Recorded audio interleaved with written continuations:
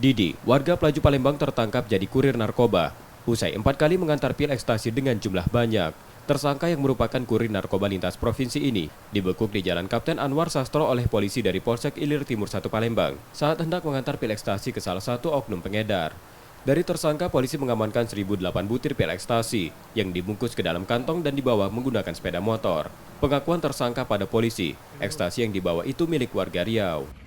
Untuk tersangka mengaku 4 kali melakukan pengiriman barang tersebut dengan upah sebesar Rp500.000.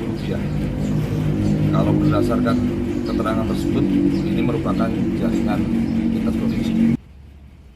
Proses hukumnya, tersangka kini masih diperiksa dan ditahan di tahanan Polsek Ilir Timur 1 Palembang dan terancam hukuman 12 tahun penjara. Reski Oktora, Muklas Diferensial, Kompas TV, Palembang, Sumatera Selatan.